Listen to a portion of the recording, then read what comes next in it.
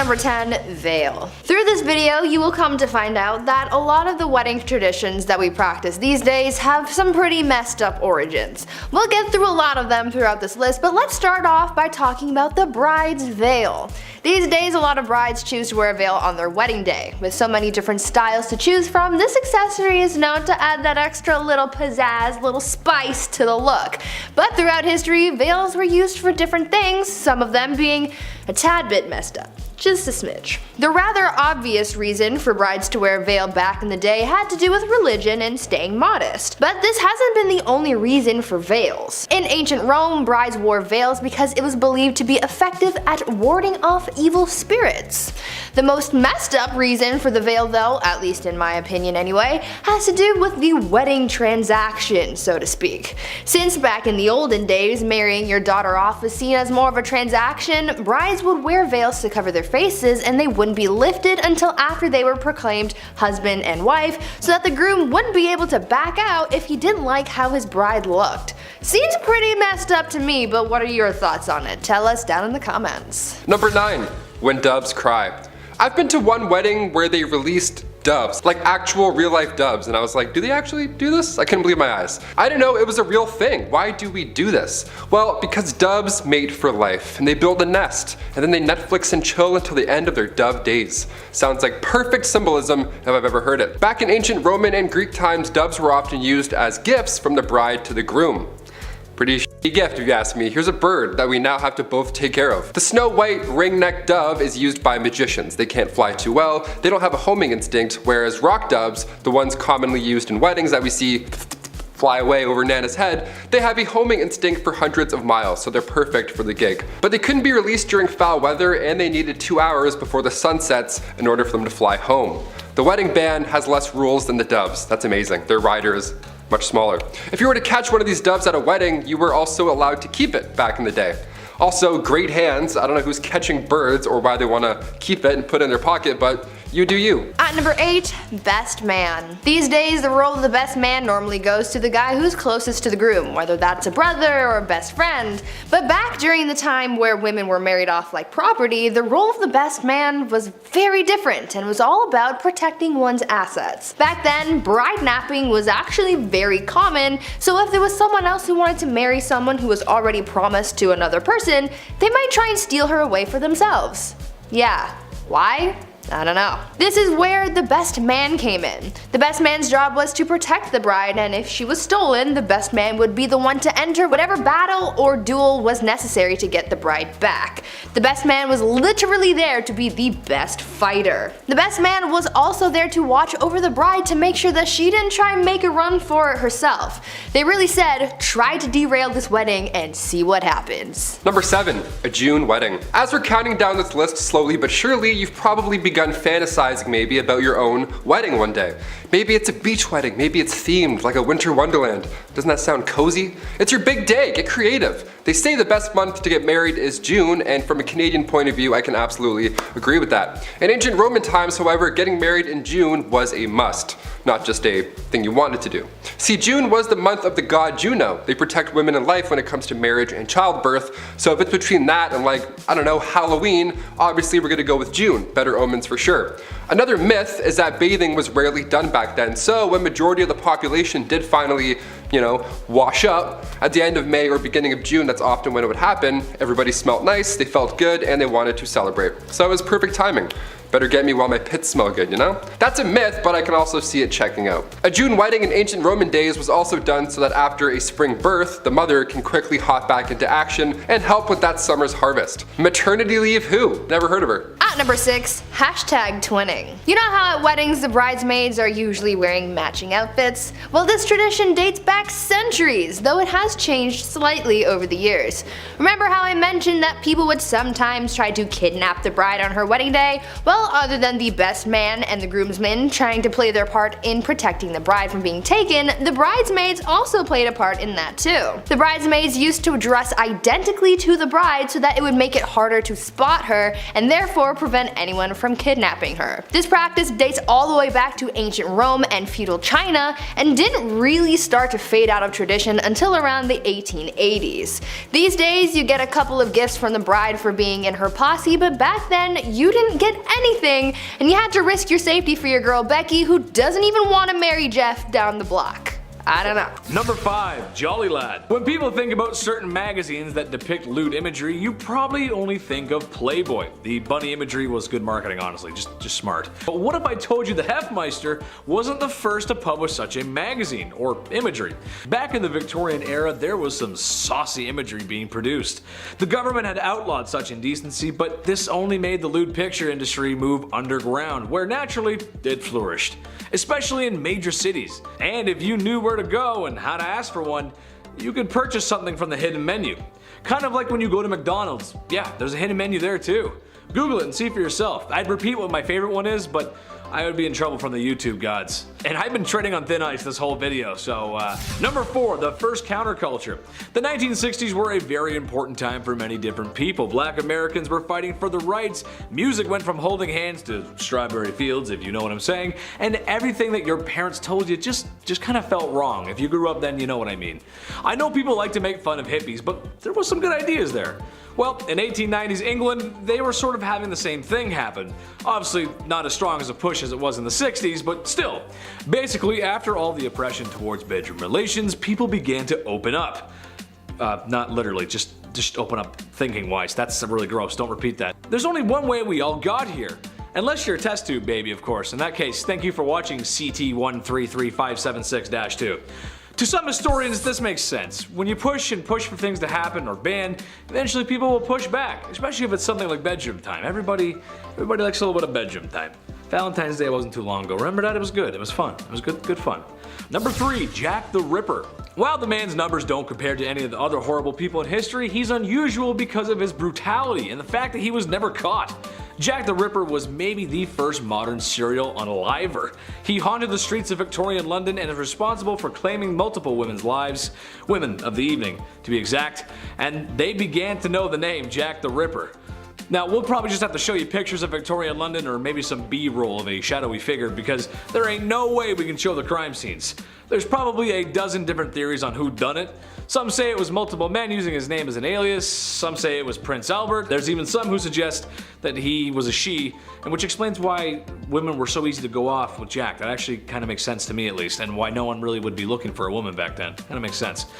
Anyway, be careful out there, ladies. Just be careful. Number 2, Queen Victoria. It seems old Blighty herself may have been a tad more promiscuous than you'd think a royal to be. Well, not with other men, but her husband, who in her diary claims to be the love of her life, which honestly is kind of sweet and romantic. That's nice. One thing that I find interesting, however, is that while lewd images were outlawed, the Queen may have commissioned a painting of herself that was quite risque for the time, to gift to her husband, of course. Hypocrisy much? I say lewd, but it was probably just in her loose-fitting clothes, with maybe like an ankle showing or something. Still, unusual behavior for the Queen. I'll remember that for next time, Blight. I'll remember that. Number 1, Prince Albert. If you've ever stepped foot into a tattoo parlor, then you might know where I'm going with this. Prince Albert, the husband of Queen Victoria, had some controversy circulating his name. One, because he shares a name with another Prince Albert who was speculated to be Jack the Ripper, but also because of a very unique piercing. Go ahead and take a guess where that piercing is. Yeah, I didn't think so. As a man, if your anatomy could be described by an internet comedian using moderately funny euphemisms, then the piercing would go through your German army helmet. That makes sense, right? The horror. The absolute horror. It's rumored that he had one of these piercings. Did he? I'm not sure. But if it means anything to you, Nicholas II had a tattoo, so It's not completely out of the realm of possibility. Number 10, oral care. When it comes to overall healthcare, your teeth should also be in that list. And for the Victorians, typically they only really go to the dentist when the damage is near its breaking point. And because they didn't have any toothpaste that wasn't drenched in the multitude of poisons they thrived off on, people would brush their teeth using salt, typically putting salt on their fingers and then rubbing across their teeth. The toothbrush as we know today was invented in 1857, however, it wasn't until the nylon bristle toothbrushes of the 1930s came along that brushing one's teeth became more widespread. Salt is a natural disinfectant that helps with gum disease in a few ways. It removes loose debris and cleans the teeth and gums, but reduces inflammation and swelling and soothes the gums. It also gets rid of decay and plaque. Gum recessions can be caused by eating too much salt, and gums as part of the immune system may pull back to reveal a cementum of teeth, making them more vulnerable and less resistant to tooth decay. So while it may look effective, it's actually temporarily removing surface stains. As for salt, the same holds true. Salt acts as a surface abrasive and can definitely make the teeth look whiter, but it can definitely damage your tooth enamel. And unfortunately, once your teeth is damaged, it's damaged for life. And it wasn't until the 1940s that the concept of brushing one's teeth would be considered a routine event. Number 9, bad bathrooms. The bathroom as we know it is a Victorian invention, but at first it could be a dangerous place. Besides horrible cases of scalding in the bathtub, there was even reports that there were incidents of lavatories spontaneously exploding. The reason this might be was due to the fact that flammable gases such as methane and hydrogen sulfide emanating from human waste built up in the sewers, and then early toilets would leak back into the homes where they would theoretically be ignited by a naked flame of a candle. Wild stuff, but that did happen. And since showers were not invented yet, everyone did bathe to keep clean. Most people bathed in rather small quantities of water in their bedrooms with a basin and pitcher of cold water. Poorer families would have to boil water on the stove and then add it to the cold water to a wooden or metal tub, usually in the kitchen area where it was time for a deep scrub down. Hands, face, and armpits and crotch were essentially regions that was not necessarily to be submerged in order to maintain cleanliness. Nicer homes not only had proper porcelain bathtubs, both hot and cold taps nearby, even some had the luxury of a luxurious foot bath, but these extravagant things were more for your feet. Number 8, flammable Parkinson. Although it's a great invention as it helped many advance many parts of our modern civilizations of immense proportions, it still aggressively fills out our landfills and destroys thousands of ecosystems. But still, it's a very useful material, but of course not everything about it at first was beneficial to its beholder. A British inventor named Alexander Parkes, who invented the moldable material and was considered the first celluloid of a bulk material for forming objects as we call today, plastic. He christened it as Parkinson, but it quickly became known as its American name of celluloid. The development of celluloid was particularly spurred by the desire to reduce reliance on ivory with its shortage caused by overhunting, and the inventor Alexander was never able to see his invention reach to full fruition after his firm went bankrupt due to scale up costs. Such early plastics were highly desirable because they allowed everything from brooches to hair combs to billiard balls, previously only available in expensive ivory, to be made cheaply. It was even used to make collars and cuffs that could be easily cleaned. Unfortunately, Parkinson is also very flammable as it degrades and can self-ignite and is explosive on impact. Weird. Number 7, boracic acid in milk. No one should cry over spilt milk unless it's been treated by boracic acid, and in that case you should be 100% allowed to cry and your experiences are valid. In the 1800s, boracic acid was believed to purify milk, removing the sour taste and smell from milk that had gone off. In a casual remark in her widely popular 1861 book, Mrs. Beeton's Book of Household Management mentioned one should use boracic acid in their milk. She told consumers that this was quite harmless in an addition, but she was wrong. Boracic acid purifying milk was responsible for getting a lot of people sick. Small amounts of boracic acid could cause nausea, vomiting, abdominal pain, and diarrhea, but worse, it was what boracic acid concealed that was particularly dangerous, and before pasteurization, milk was often contained a huge amount of bovine TB, or, beef TB, tuberculosis, which would flourish in the bacteria-friendly environment created by the substance. Bovine TB damages the internal organs and the bones of the spine, leading to severe spinal deformities. It is estimated that up to 500,000 young people had died from bovine TB from the milk in the Victorian period, which is why you should check your sources and not get everything from one source, like your mom telling you this random article that she found on Facebook. Number 6, carbolic acid poisoning. Victorians linked cleanliness to godliness and respectability. The idea that it was next to godliness was very deeply ingrained. The new science of microbes only testified the Victorian preoccupation with tackling germs which they now knew could lurk out of sight. Chemical cleaning products to eradicate dirt and diseases were heavily advertised and highly effective, but their active toxic ingredients like carbolic acid were contained in bottles and packages that were indistinguishable from other household products. Boxes of caustic soda and baking powder could be easily mistaken. In September 1888, it was reported in an article that 13 people had been poisoned by carbolic acid in one incident, and 5 died. And only in 1902 did the Pharmacy Act made it illegal for bottles of dangerous chemicals to to be similar in the shape of ordinary liquids. So it took a couple of years, but still, at least now we wouldn't have issues identifying bottles from the other. But as cleaning products go, arsenic and citrusine were commonly used in Victorian cleaning products, which, if some don't know, the immediate symptoms of acute arsenic poisoning includes vomiting, abdominal pain, and diarrhea. Those are followed by numbness, tingling of the extremities, and muscle cramping and death. But the Victorian era was also about fitting into their corsets, and a few illnesses wasn't necessarily seen as a bad thing. But either way, the era in itself wasn't unfamiliar with tragedies, as death lurked at every corner from either poisonings or TB. Number 5.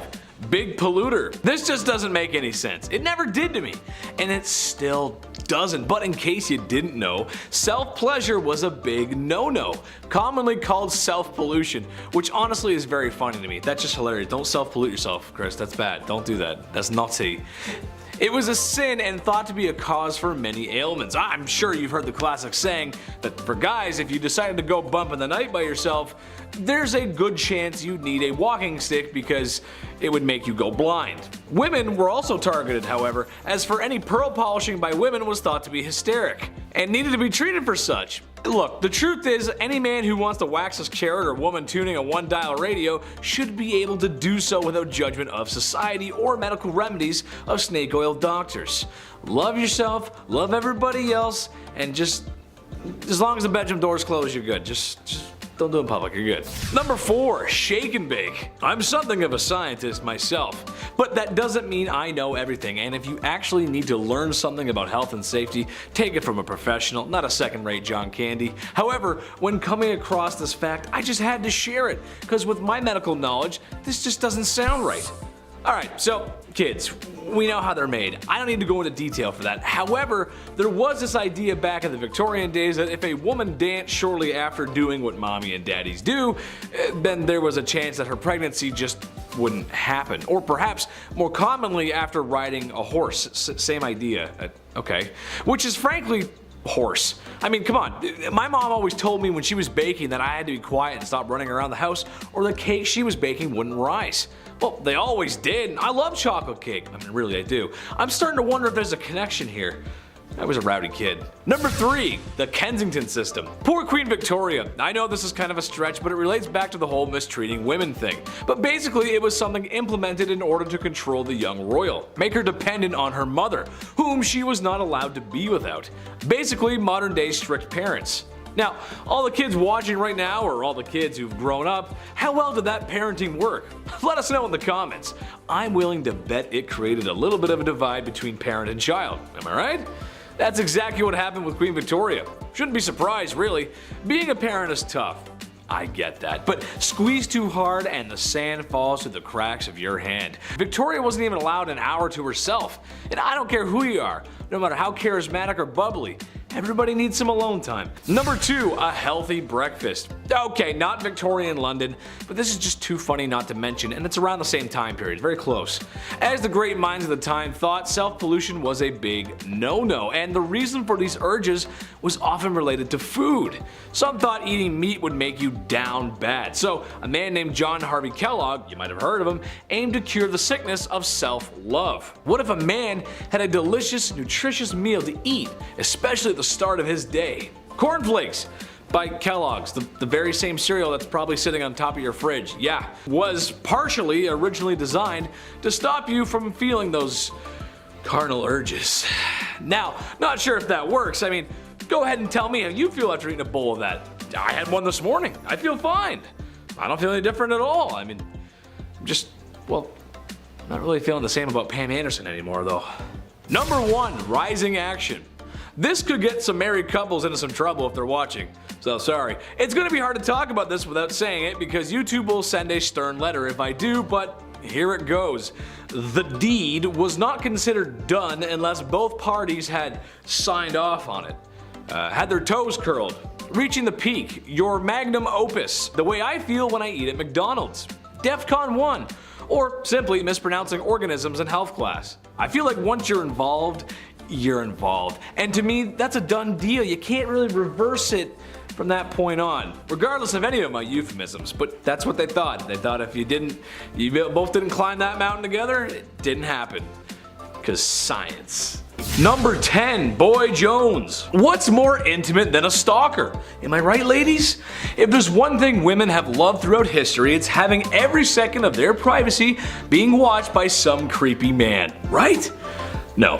I can only imagine it's been worse since the dawn of smartphones and social media. That must be horrible. Well, as it turns out, there were some real creepwads in the Victorian era too. The Boy Jones was a stalker of Queen Victoria who on multiple occasions snuck his way into Buckingham Palace, one time escaping with a pair of the Queen's underwear. What? Arrested multiple times but still somehow found his way back to the palace. But what they should have done was swap the Queen's underwear for a pair of mine after a shift in the garden center I used to work at. Oh yeah, nobody's coming for you after sniffing those bad boys. Oh! Number 9, graceful words. This was a time when ladies were supposed to be ladies, and that means manners are on the table and elbows are off. Dresses were worn to not show ankles, God forbid an ankle or wrist bust out.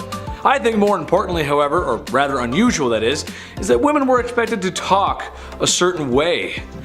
Good evening, Mr. Barrows. You must excuse my tardiness. There was a dreadful man screaming at me because my ankles were shown whilst mounting my carriage. Your what was showing, love? Oh, you hurdle it. I can't believe it. Excuse me. I must be someone else. I don't need to tell you guys how ridiculous that is. I say fly off the handle, ladies. Wear what you want, do what you want. Number 8, shots. Not the kind I like. Well, I don't know about you guys, but nothing ruins the mood for me and my lady like being fired upon. Yikes. I'd like to stay the night, kid, but the automatic gunfire coming from outside is starting to get to me. See? All gangster impressions aside, things must have been that way for poor Queen Victoria as she was shot in her carriage in 1840. A young man fired 2 shots at her carriage. More attacks would actually follow in the coming years. It's kind of hard to feel that certain kind of way after bullets go grazing past your pretty face. The worst thing that ever happened to my generation was making sure nobody was home when you were studying with your boyfriend. I was too busy playing Call of Duty, but at least I never got actually shot at. You know what I mean? That's just a good thing. Number 7, expectations. Alright, this one goes out to all the married ladies in the audience. Hello, how are you? I'm doing great, thanks for asking. I'm curious as to why you got married and what your expectations were. Did you marry your high school sweetheart and live happily ever after? Maybe you had a shotgun wedding and after one night at the saloon. Maybe you just really wanted to find a nice man and settle down, start a family, be a mother. I think any of those options are great, so as long as you have options. In Victorian England, you were expected to do the latter. Women were expected to get married and have kids, and that's about it really. My question is, why were ankles and wrists an issue but giving birth isn't? What I mean is it's kind of a compromising position to be in. All I'm asking is that the girls get treated fairly and given choices and be allowed to show some ankle. It doesn't make any sense. You can look at her business down there, but you can't show an ankle? That doesn't make any sense. I'm a magician. Number 6, double standard. Divorce sucks. It's no fun. The person you once loved and cherished is now the villain in your story. I love McDonald's and I don't ever want them to be the villain in my story. I love you guys. Gotta get those Happy Meals. Divorce is something that isn't new. Honestly, it was probably invented the second after marriage was. In Victorian times, men had the right to divorce their wife if they had committed adultery. Women could not. Well, if you refer to my last part, you know that men were doing more than a little window shopping when it came to women. When men left town for business, they would have hired the services of a woman who patrolled the streets at night. No, I'm not talking about Batwoman either. So men can divorce women if they dare to do what they did on a regular basis. Yeah, that's totally fair. That's good. Equal. Absolutely. Yeah. Number 5, the bedroom trial. So divorce, again, wasn't a thing. On the upside of dying early, it potentially meant that you weren't locked in a marriage for too long. If the marriage did end, it wasn't a divorce, it was an annulment, which was very expensive. A common reason this happened was due to consanguinity, which was close relations by blood or marriage, which was forbidden. Other grounds would be adultery, leprosy, and impotency. Also failure to concede to the marriage debt, which was the obligation for both spouses to engage sexually. It actually didn't matter where this happened, you had to do it even if it was in a church. It was a big deal. Enter the bedroom trial. Court cases from the 14th century show records that bedroom trials took place that would determine whether a marriage should continue. The bedroom part is exactly as it sounds. The man and the woman were placed in a bed together and were to be watched by the wise women for several nights. If over the course of the night the man's member remains of no use, i.e. impotence, then it was determined that the marriage should end. But the wise women were most likely either complete strangers or the groom's grandmother. So I doubt that would have helped with the getting it up part. Poor guys. At number 4, marrying the country. If you married an entire country, does that count as polygamy? Are you technically married to everyone in the country, or just the one country as a singular unit? These are the shower thoughts that I wish I could ask medieval queens, but unfortunately they died a long time ago, along with their marriage secrets and probably some recipes for poison too. Back to this whole marrying the country idea though. Back in the medieval age, when someone became queen, they had to get married more than once. For them, it wasn't just about marrying their spouse, they also had to marry their country. This process was called consecration, and it was something that a ruler had to go through in order to be a legitimate queen. The queen would go through a symbolic marriage to the realm, complete with prayers and a blessing and a ring and a crown. It was essentially like a real wedding, except the groom was a nation of people. Sounds like a happy marriage to me. Yeah. Number 3, the veil. As we have determined so far in our list, love wasn't the primary reason for marriage, especially for nobles, so as a result there were quite a significant amount of arranged marriages. Besides the symbolism of humility and purity, it was also used as a way of disguising the bride entirely. The bride would often be wrapped from head to toe to protect her from evil spirits. This tradition goes all the way back to ancient Roman times. That's one explanation, but during arranged marriages it was more literally used to hide the face of the bride from the groom. So if he didn't like what he saw after he literally unwrapped the package, well, too bad, she's yours now. Eventually veils progressed to being much smaller, but the tradition of revealing the bride to the husband to declare ownership remained a tradition even to this day, kind of, except now it's more romantically idealized. Did you see Priyanka Chopra's awesome veil in that? You know the one. At number 2, long distance marriage. You know how during the pandemic people started having Zoom weddings? Well, in a way, people have been doing something similar since the medieval ages. Back then, a lot of weddings were simply for political reasons, and so a big ceremony was rarely needed. So when two people from different kingdoms were getting married, they didn't necessarily need to be there for the wedding. Instead, they could send proxies and have someone marry their new spouse on their behalf. This would be the legal binding of marriage, you know, the paperwork side of things. But once both parties could finally meet in person, then they would hold a second ceremony with all the pomp and circumstance that you would expect. And yes, it still included the whole watching the consummation thing. Ew.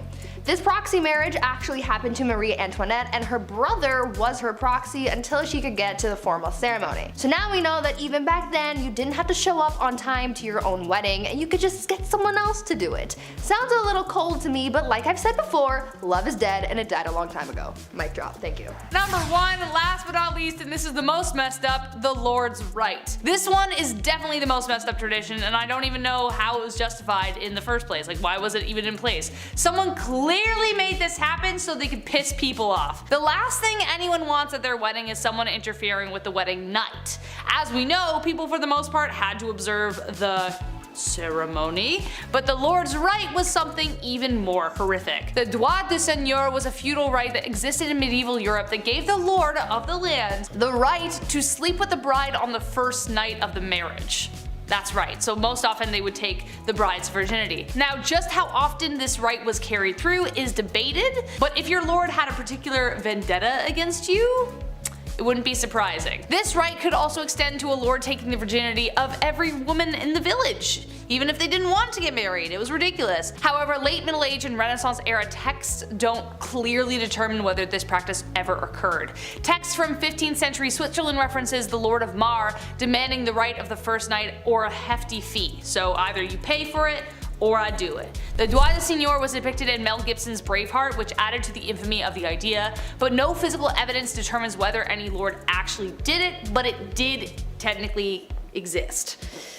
Gross. Number 10. Rice as detergent. As it was always said once before, rice is life, and during the Qin and Han dynasties, people formed the habit to wash their hair every 3 days and to bathe every 5. For this reason, the government then declared to take off 1 day off in every 5, and what they used was rice, or rice water if you don't eat rice. When you wash your rice, you are left with rice water, which is what you typically pour out of, and rewash your rice. And you do this until your rice is clear, but in some cases like in ancient China, they would use the murky rice water as detergent. And it wasn't dirty, by the way, it was just the starch coming off of the rice. In the pre-Qin days, people first washed their hair and bathed with rice water, which as I mentioned contains starch, proteins, and vitamins. Not only did it help remove oil stains and maintain the scalp and hair, but it also helped with rough skin. There was also medicinal functions associated with rice water, as it helped with cold hands and feet, low back pain, and frostbite, as well as fatigue and relief. Such natural cosmetics were in effect a combination of shampoo, shower gel, and facial cleansers. Then there was the Chinese honey locust with its many uses. During the Southern Qi dynasty, it could effectively clean the skin and eliminate dirt, as well as being a kind of ancient moisturizer. For laundry, it could stop clothes from fading and deforming, and for bathing, it could help treat rheumatism and ringworm. Even in some parts in modern China today, still uses rice as a hair wash, and my god, their hair is so long and shiny. I need that, for sure.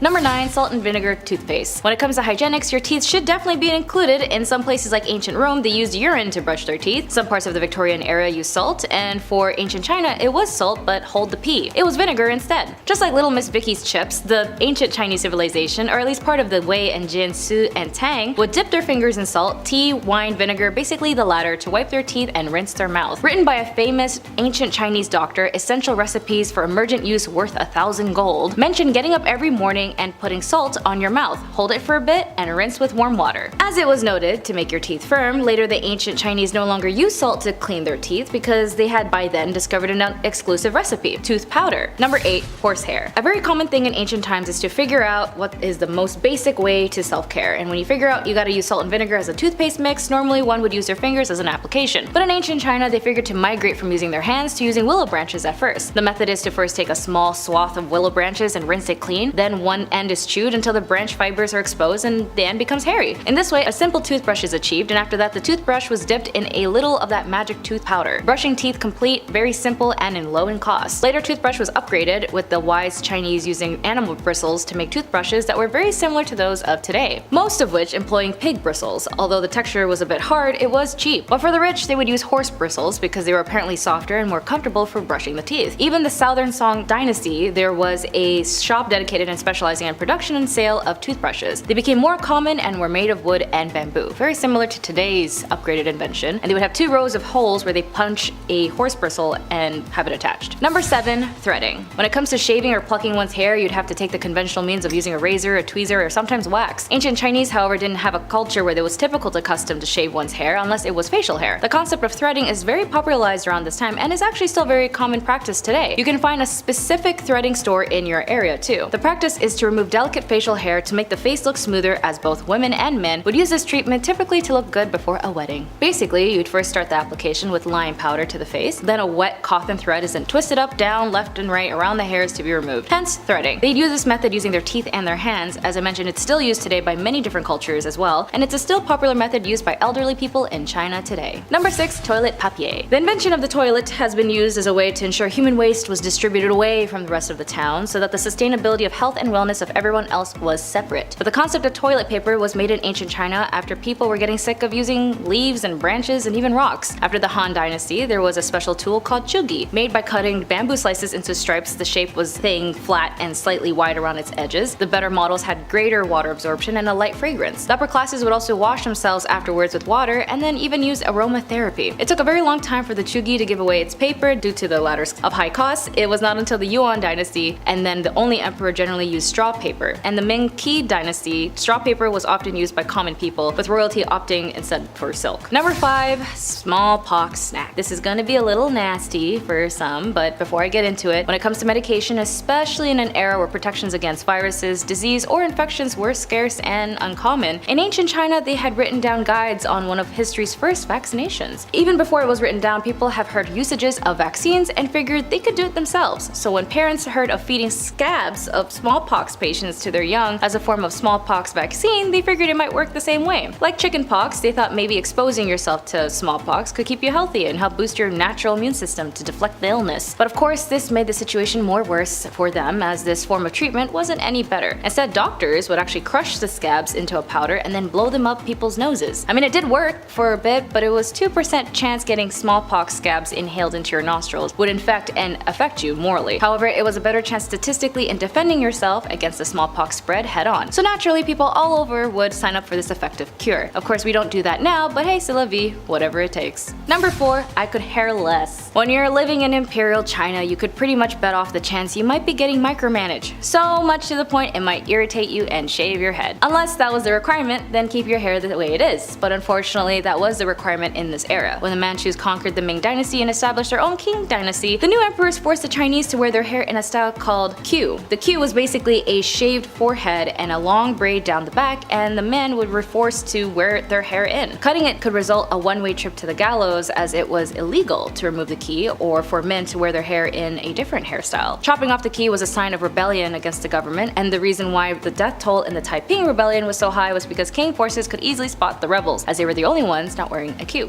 Number 3, you're in for a treat.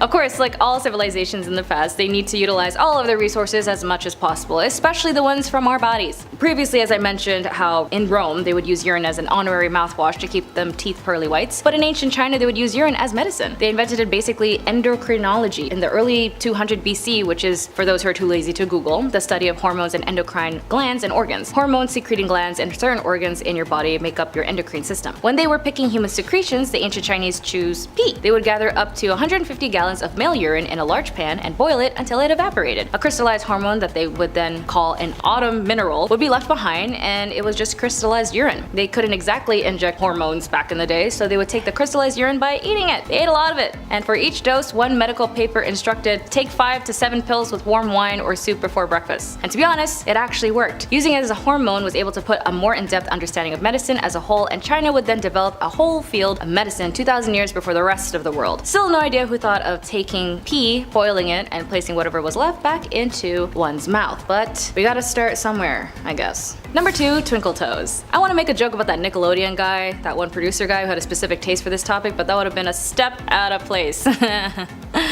Anyways, of the status of the women in ancient China, all of them would be encouraged to bind their feet as tightly as possible. The goal was to have your feet less than 4 inches long. This was called the lotus foot. Although the practice was originally started by the upper class court dancers in the 10th or 11th century, the practice eventually spread to the lowest of the classes until it was finally banned in 1911 after Western missionaries campaigned against it. And at its peak, almost every upper woman class and 50% of the lower class women bounded their feet to look this way. Nonetheless, in some rural villages across China, the last remaining women who have had their feet bound as women are still living, and some of them are still binding their feet, despite the ban. The strange thing was definitely a hot and spicy thing to look at for the men of ancient China, and it was definitely on the requirements if they wanted to wife you up. They even had a specific love manual on how to have fun with their wife's deformed foot. I mean, every part was attractive, but the feet? You could say it was a toe curling experience for both of them. Sorry. I'm horrible. Number 1, a eunuch's life for thee. Aside number 2, women weren't the only ones physically deforming themselves to survive the day-to-day life in ancient China. As I mentioned the previous top 10 disturbing ancient China facts that will leave you speechless, eunuchs were typically found in the Forbidden City, or, as we know now, the Forbidden Palace. And there were roughly 70,000 of them by the time the palace was finally completed. We learned in that video that eunuchs were a volunteer position, and it was a way to work for the emperor as a servant. For a poor person, it was the best shot at a better life for yourself, at the expense of getting fixed, if you catch my drift. In fact, it was so common for one around the rich cities of the palace for a male to be eunuch, that poor families would even have their children castrated at birth, so essentially you'd be set for life to end up working for the emperor before you even thought of it, which to be honest, would suck if your parents did that, because what if you wanted to open your own business and sell shoes instead? I don't know. It's your problem now. Oh well, either way, being a eunuch was a decent and fairly popular career for a man to just chop it off. Self-castration peaked during the Ming dynasty, and as one pointed to grew to an inevitable 100,000 eunuchs working across the country. So many people were committing to the cause that the government had to chase neutered jobless men away from the palace. Eventually, they set up an application process where 200 copper coins could get you on a waiting list for eunuch career applications. 250 could work for the emperor, but that was out of 1,000 applicants, so many would end up jobless and wonder why they snipped their doodle in the first place as they begged on the streets.